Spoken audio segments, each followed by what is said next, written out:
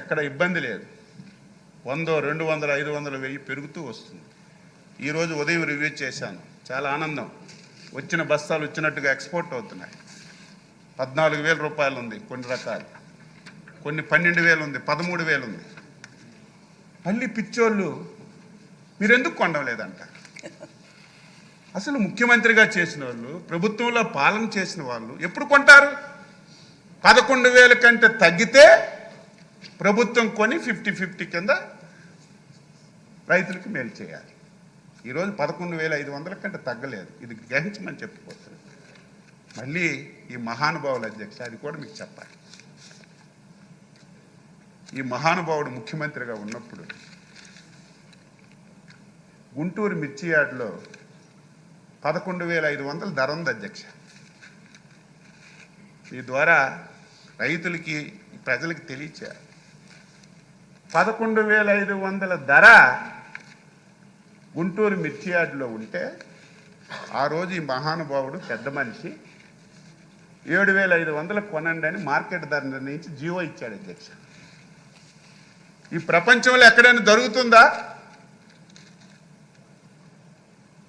మార్కెట్లో 11,500 ధరతో మిర్చి కొంటుంటే రాష్ట్ర ప్రభుత్వం 7,500కే ధర ప్రకటించి జీవో ఇచ్చిన పరిస్థితిని చూసిన తర్వాత కూడా, మేము చెప్పిన తర్వాత కూడా సిగ్గు లేకుండా ఇప్పటికీ మాట్లాడడం చాలా ఆశ్చర్యంగా ఉంది. ఈ ప్రభుత్వం అధ్యక్ష నిన్న మొన్న మళ్ళీ మాట్లాడుతున్నాడు. ఛాలెంజ్ చేస్తున్నాను, ఆ మనిషి పేరు చెప్పడానికి కూడా ఇష్టం లేదు. నిన్న మళ్ళీ మాట్లాడి, నేను 500 మార్కెట్ ఇంటర్వెన్స్ ఫండ్ పెట్టాను, ఈ ప్రభుత్వం ఒక పైసా పెట్టలేదు, మేము ఉంటే కొనేవాళ్ళమని నిన్నను ఇంట్లో కూర్చొని మాట్లాడుతుంటే రక్తం బాయిల్ అయిపోతుంది. ఇన్ని అబద్ధాలు. ఏమో కొనేసాడేమని చూశాను.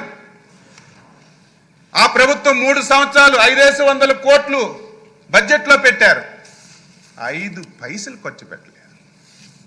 5 పైసలు ఖర్చు పెట్టలేదు అధ్యక్ష. ఈ 8 మాసాల్లో 300 కోట్లు ఈ ప్రభుత్వం పెట్టింది. అందులో 87 కోట్లు ఈ 8 మాసాల్లో ఇంటర్వెన్స్ అయ్యాం అధ్యక్ష.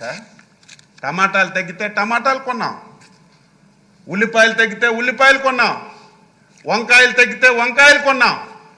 ఇది రైతు ప్రభుత్వం. మాటలు చెప్పడం చాలా ఈజీ. నిన్న మళ్ళీ అటువంటి తప్పుడు మాట్లాడుతున్నారు.